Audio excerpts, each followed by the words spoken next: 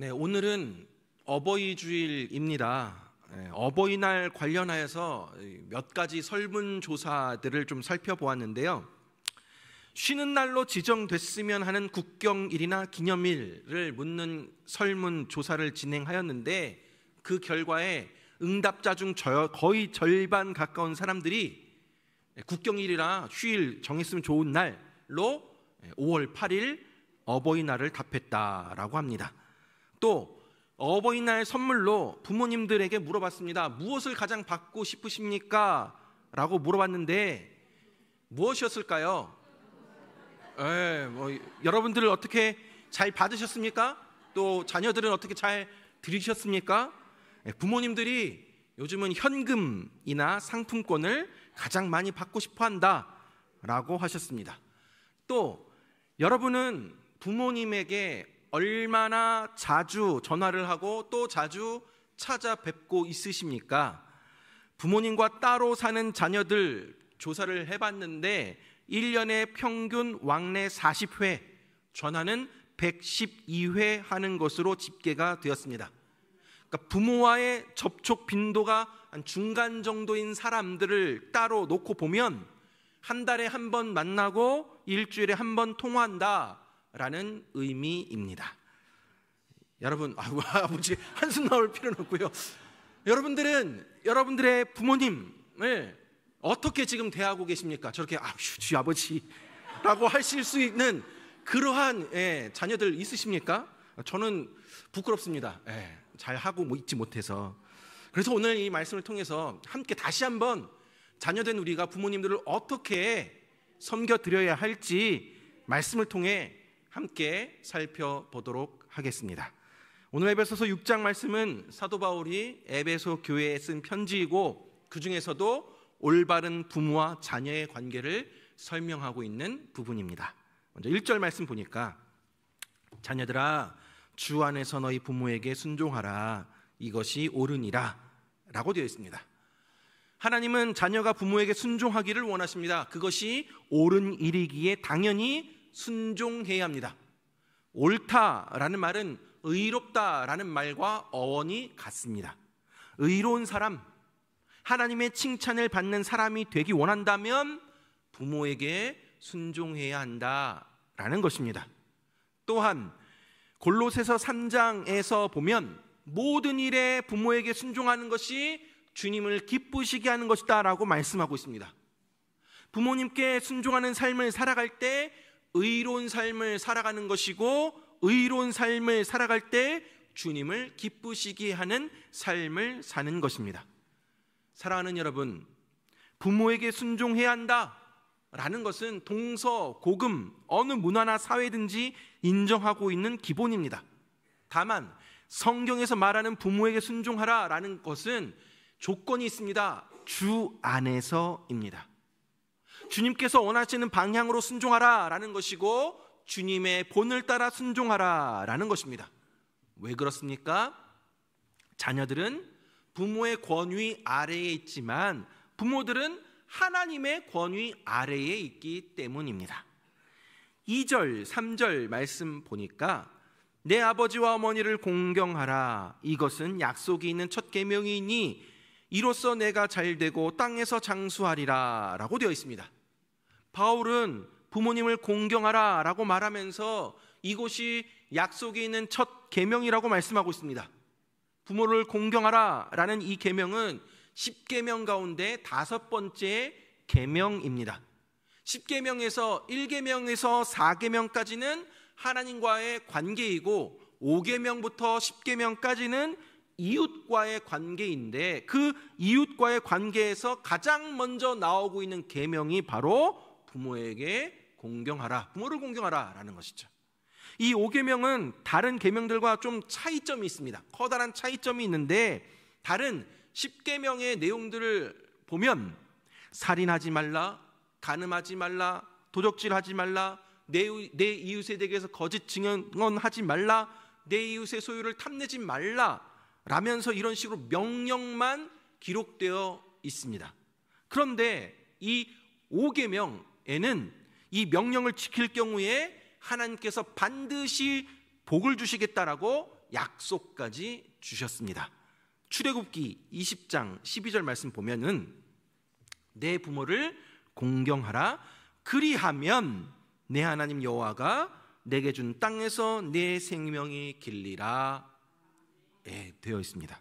여기서 내 생명이 길리라 라는 말씀은 하나님께서 장수의 복을 주시겠다라는 약속입니다. 하지만 단순히 오래 산다라는 것을 의미하고 있지는 않습니다. 부모를 잘 공경하면 그 땅에서 잘 정착할 수 있는 뿌리 깊은 가정을 이루게 될 것이고 그 땅에서 오랫동안 번성하게 될 것이다 라는 축복의 약속입니다. 이 말씀을 신명기 5장 16절에서 더 구체적으로 이렇게 풀이하고 있습니다. 5장 16절 말씀 보니까 너는 너희 하나님 여호와의 명한 대로 내 부모를 공경하라. 그리하면 너희 하나님 여호와가 내게 준 땅에서 내 생명이 길고 복을 누리리라 라고 되어 있습니다.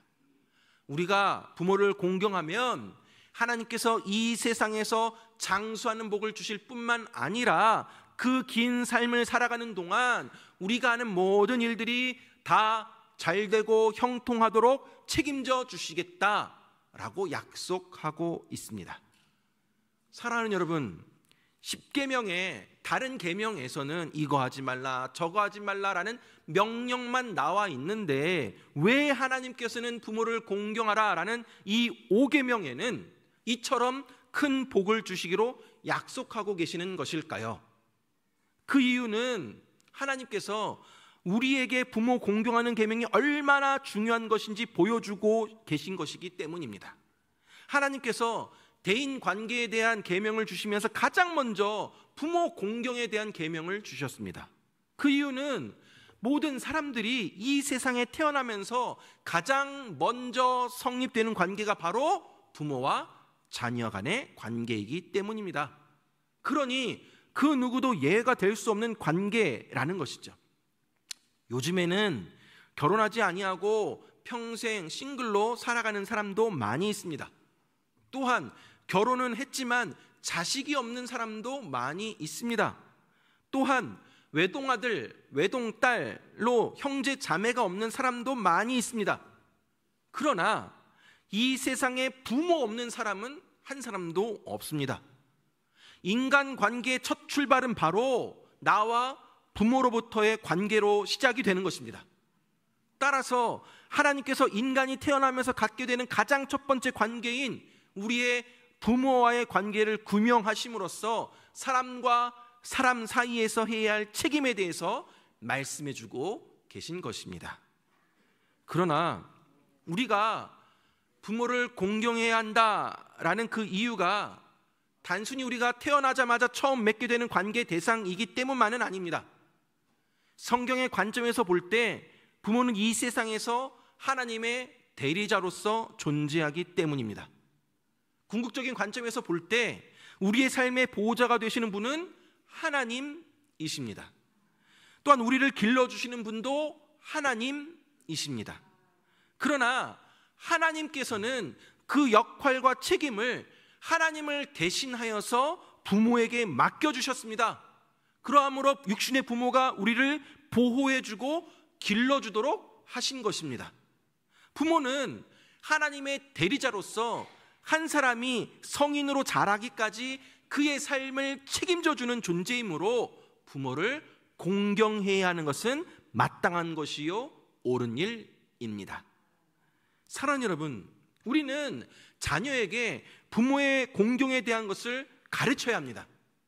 그러나 자녀들에게 부모 공경을 가르칠 때에 나 자신도 부모를 공경하면서 가르쳐야 합니다.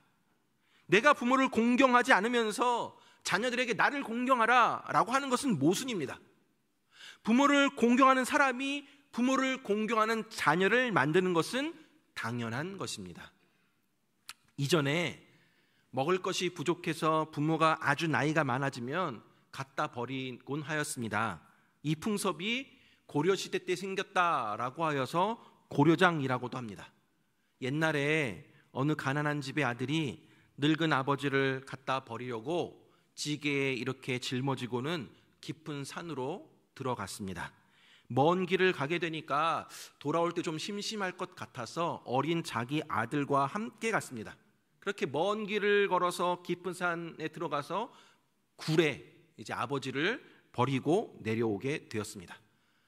내려오다가 이렇게 뒤돌아보니까 아들이 자기가 지고 갔던 그 빈지개를 다시 들고 오는 것입니다. 그러자 이 아버지가 아들에게 물어봤습니다. 야 이놈아, 그걸 왜 들고 와? 라고 하니까 어린 아들이 이렇게 대답을 하였습니다. 이 다음에 아버지가 늙으면 제가 이거 쓰려고요 라고 대답을 하였다라고 합니다. 사랑하는 여러분, 자녀들은 듣고 배우는 것이 아니라 보고 배운다라는 사실을 명심하십시오. 자녀에게 공경을 받기 원한다면 지금 살아계신 내 부모님을 잘 공경하시기 바랍니다. 특별히 우리 그리스도인들은 부모나 자녀나 가정에 최선을 다해야 합니다. 신앙생활을 핑계로 부모에 대한 의무나 가정에 대한 의무를 소홀히 하지 마시기 바랍니다.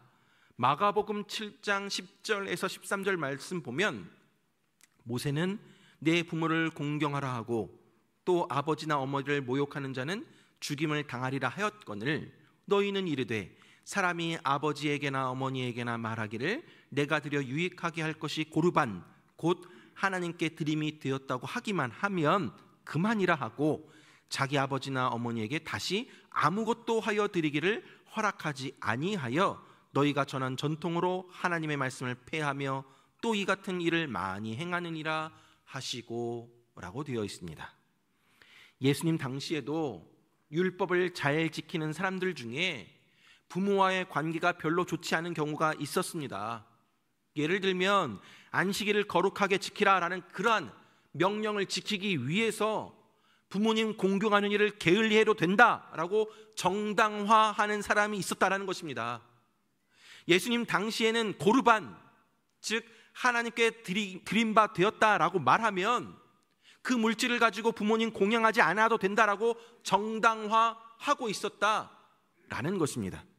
그런데 예수님은 우리가 거룩하게 안식일을 지키기 위해서 부모에게 해야 할 의무를 다하지 않는 것은 하나님 말씀을 폐하는 행위라고 하고 있습니다. 그런 행위를 하나님이 기뻐하지 않는다라고 하고 있습니다. 사랑하는 여러분, 신앙생활 잘하고 열심히 하는 거 너무나도 좋습니다. 그러나 교회를 핑계로, 신앙생활을 핑계로 나 이거 한다고, 나 교회에서 봉사하기 때문에 바쁘다고 그러한 이유를 들어서 가족에게 소홀히 하고 부모를 공경하는 일 게을리 하지 마시기 바랍니다. 하나님이 기뻐하지 않습니다. 오늘 본문에서 부모를 공경하라라는 말에는 부모를 무겁게 여기라라는 의미가 있습니다. 다시 말하면 네 부모를 내 삶 속에서 중요하게 여기라라는 의미입니다. 오늘 말씀 속에 사용된 공경하라, 즉 중요하게 여기라라는 그 말의 반대말은 무엇이겠습니까? 저주하다, 경멸하다라는 의미가 있습니다. 내 부모의 권위를 경멸하지 말라, 내 부모를 저주하지 말라, 내 부모를 업신여기지 말라라는 것입니다. 내 부모를 내 삶에서 가장 중요한 사람으로 모시고 그를 섬기라라는 말씀입니다. 구약시대에는 부모 공경의 계명을 지키지 않는 자들에게 큰 벌을 내렸습니다. 잠언 30장 17절 말씀에 보면 아비를 조롱하며 어미 순종하기를 싫어하는 자의 눈은 골짜기의 까마귀에게 쪼이고 독수리 새끼에게 먹히리라.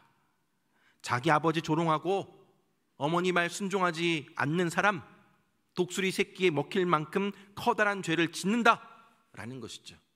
실제로 구약시대에는 부모의 말에 거역하는 자들을 돌로 쳐 죽여도 된다라고 명령하고 있습니다. 신명기 21장 19절 21절 말씀 보면 그의 부모가 그를 끌고 성문에 이르러 그 성읍 장로들에게 나아가서 그 성읍 장로들에게 말하기를 우리의 이 자식은 완악하고 패역하여 우리의 말을 듣지 아니하고 방탕하며 술에 잠긴 자라 하면 어떻게 해요? 그 성읍의 모든 사람들이 그를 돌로 쳐 죽일지니 라고 되어 있습니다. 부모 말 거역하는 자에게 처해지는 벌이 뭡니까? 사형입니다.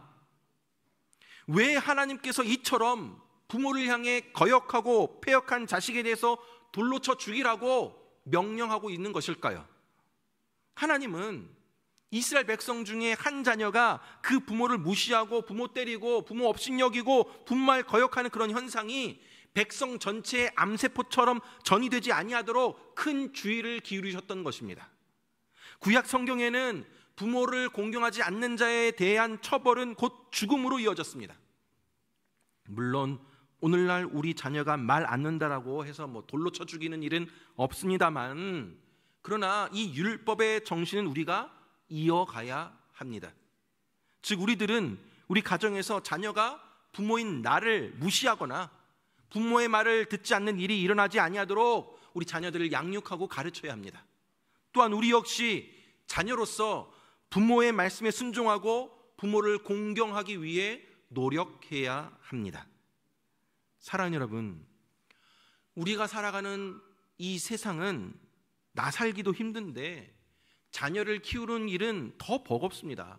거기에 부모까지 섬겨야 합니다. 더 큰 문제는 고령화입니다. 지금은 100세 시대입니다. 부모님을 섬기는 시간도 길어졌습니다. 나도 나이가 있는데 나보다 더 연로하신 부모님이 생존해 계십니다. 힘든 일입니다. 부모를 공경한다라는 것이 쉽지 않습니다. 많은 노력이 필요합니다. 부모를 위해서 물질도 시간도 희생해야 하는 경우도 있습니다. 그러나 부모를 위해 감당해야 하는 부분이 있다면 기꺼이 감당하십시오. 아까워하지 마십시오. 부모가 우리에게 생명을 잇게 한 분이시기 때문입니다. 우리 부모님은 그보다 훨씬 더 많이 우리를 위해서 희생해 주셨기 때문입니다. 눈에 보이는 부모도 경외하지 못하면서 하나님을 경외한다라는 것은 거짓입니다. 우리는 부모의 사랑을 받고 자랐습니다. 이제는 자녀들이 부모에게 그 사랑에 보답해 드려야 합니다. 우리가 어렸을 때 부모가 우리의 마음을 살펴줬고 우리의 먹을 것 입을 것 채워주신 것처럼 이제는 나이 든 부모의 마음을 자식인 우리가 살펴드려야 하고 우리 부모의 책임을 필요에 책임을 져야 하고 부모를 공양하는 것이 바로 부모를 공경하는 것입니다. 사실 연로한 부모님에게 해드릴 수 있는 공경은 직접적인 순종보다는 필요를 채워드리는 것입니다. 정서적으로, 물질적으로 필요를 공급해 드려야 합니다. 아직 부모님이 살아 계시다면 기회가 있습니다. 자주 찾아뵙고 만난 거 사드리고 필요한 거 채워드리시기 바랍니다. 앞서 고려장에 대해서 이야기를 했었는데요. 또 다른 고려장 이야기가 있습니다.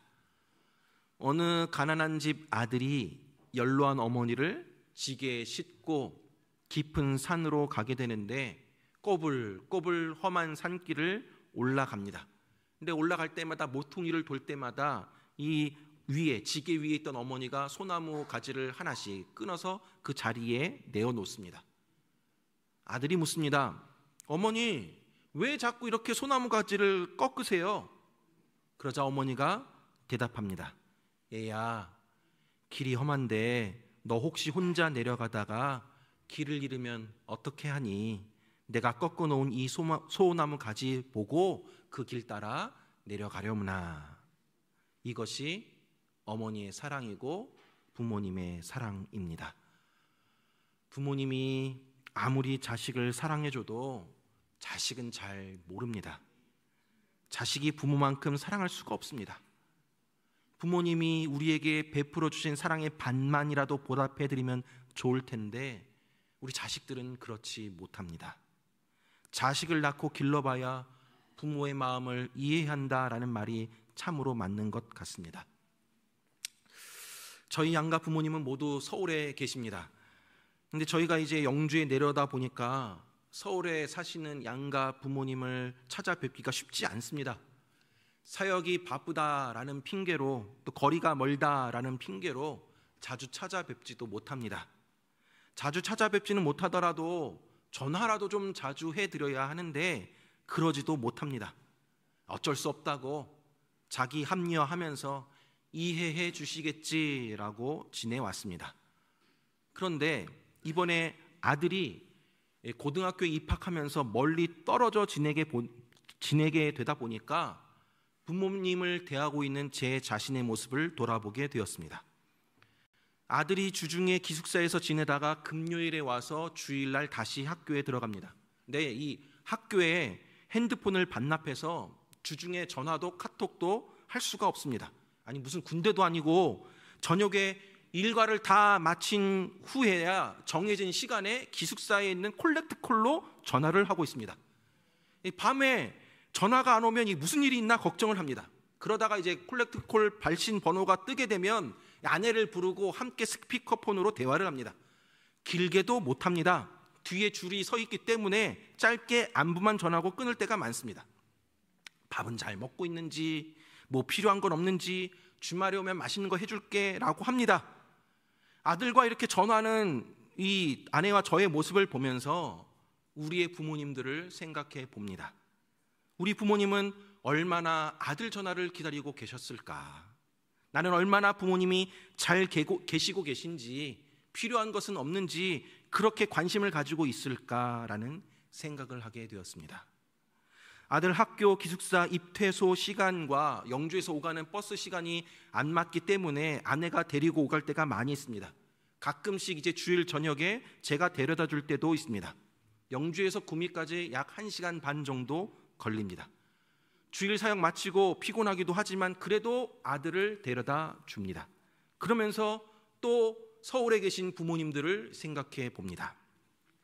구미까지 이 1시간 반 아들 데려다 주는 열정과 에너지의 반만 있어도 더 자주 서울에 계신 부모님 찾아뵐 수 있었을 텐데 그러지 못하고 있는 제 자신이 죄송스럽기만 합니다. 저를 포함한 사랑하는 우리 자녀 여러분, 부모님이 살아계실 때 더욱 잘 해드리시기 바랍니다. 좀 살만하면 효도해야지 하지만 우리 부모님이 기다려주지 못하실 때가 많이 있습니다. 같이 어디 여행이라도 가고 싶어도 우리 부모님 무릎이 망가지셔서 걸어 다니기도 힘들어 하십니다. 하루라도 건강하실 때, 정신이 온전하실 때 같이 여행도 다니시고 만난 것도 사주시고 전화도 자주 하십시오. 돌아가신 다음에 더 자주 찾아뵐 걸, 더 많이 사랑한다라고 고백할 걸 후회해도 소용이 없습니다. 지금 오늘 당장 부모님께 사랑한다라고 표현해드리고 또 찾아뵐 수 있다면 찾아뵙기를 바랍니다. 이미 부모님을 먼저 떠나보내신 분들이 있으실 줄 압니다. 그런 분들은 기일을 맞이하여서 추도 예배를 드리시면서 부모님 사랑 기억하고 감사하고 남겨져 있는 가족들에게 더욱 잘 하시기를 바랍니다. 말씀을 맺도록 하겠습니다. 사랑하는 여러분, 오늘 우리는 육신의 부모에게 어떻게 대해야 하는지 살펴보았습니다. 인간관계의 가장 기본적인 그러나 동시에 가장 중요한 관계가 바로 부모와 자녀의 관계입니다. 하나님은 우리에게 자녀들아 주 안에서 너희 부모에게 순종하라, 내 어머니와 아버지를 공경하라 라고 말씀하십니다. 부모를 소중하게 대하고 부모를 우리 인생의 중요한 위치에 두고 섬기며 살아가시기 바랍니다. 부모님이 살아계실 때 더욱 부모님께 순종하고 부모님을 공경하시기 바랍니다. 눈에 보이는 부모님 공경하지 않으면서 하나님 공경한다라는 것은 위선적인 신앙입니다. 하나님이 기뻐하지 않으십니다.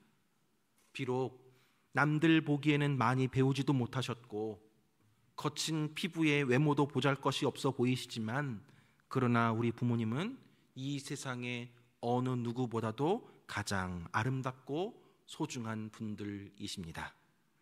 그분들의 주름과 거친 손, 짜그러진 그 살결들 다 우리 키우면서 새겨진 삶의 흔적들이다라는 것을 잊지 마시고 우리 부모님들을 마음으로부터 깊이 존경하며 나아가시기 바랍니다. 하나님이 우리에게 명령하신 부모에게 순종하라, 부모를 공경하라 라는 이 약속의 계명을 지킴으로 부모님 잘 섬기고 하나님을 기쁘시게 하는 삶을 살아가는, 그리하여서 땅에서 잘 되고 장수하는 복을 누려 나아가는 저와 여러분들 되길 주님의 이름으로 축원합니다. 이 시간 우리가 함께